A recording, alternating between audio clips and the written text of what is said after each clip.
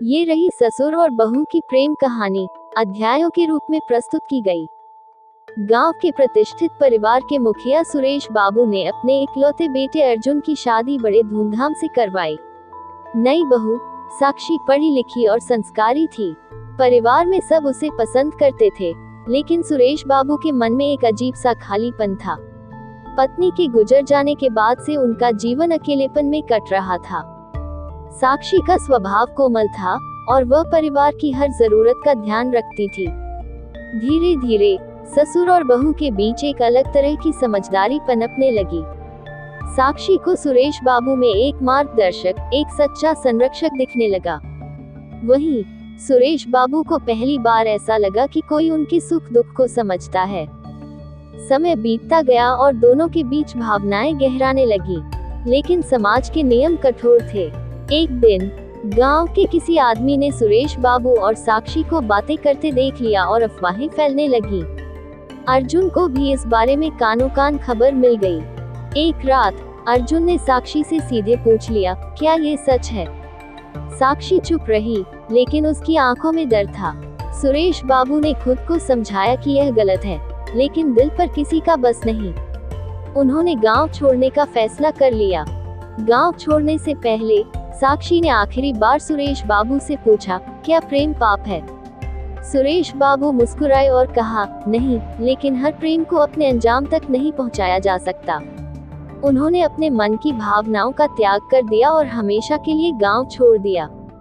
ये कहानी प्रेम, त्याग और समाज की बेड़ियों को दर्शाती है। क्या आपको इसका कोई और अंत चाहिए? स्माइल। यहाँ एक दिलचस्प और भावनात्मक प्रेम कहानी प्रस्तुत है, जो ससुर और बहू के बीच के जटिल रिश्ते को दर्शाती है। गांव के प्रतिष्ठित ठाकुर परिवार में आज खुशियों का माहौल था।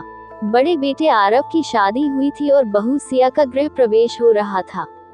सिया पढ़ी लिखी, संस्कारी और सादगी भरी लड़की थी। पूरे घर में उसकी बुद्धिमत्ता और मीठे स्वभाव की चर्चा होने लगी। परिवार का मुखिया आरव के पिता राजवीर सिंह एक गंभीर और अनुशासन प्रिय व्यक्ति थे।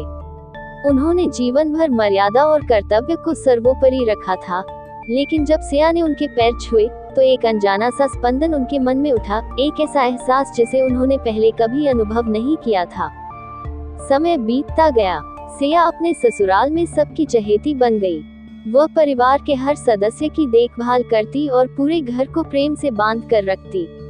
लेकिन धीरे धीरे राजवीर को महसूस होने लगा कि वह सिया की ओर आकर्षित हो रहे हैं।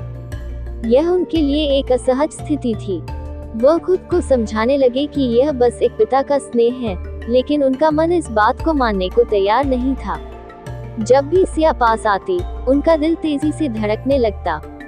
वह इस भावना को गलत समझते थे, लेकिन इससे बच नहीं पाते थे। सिया भी अपने ससुर के व्यक्तित्व से प्रभावित थी। राजवीर का संयम, उनकी परिपक्वता और गहरी सोच उसे आकर्षित करती थी। वह उनका बहुत सम्मान करती थी, लेकिन कहीं न कहीं उसके दिल के किसी कोने में एक अलग सा भाव भी जन्म लेने लगा था। एक दिन बारिश में भीगने के बाद सिया तेज बुखार से पीड़ित हो गई। पूरे घर में अफरा तफरी मच गई। राजवीर ने खुद उसकी देखभाल की। उसकी पेशानी पर पट्टी रखते हुए उनका दिल भारी हो गया। पहली बार उन्होंने महसूस किया कि उनका सिया के प्रति आकर्षण अब प्रेम में बदल रहा है। राजवीर खुद को इस प्रेम से रोकना चाहते थे। उन्हें अपने परिवार, समाज और अपने संस्कारों की चिंता थी।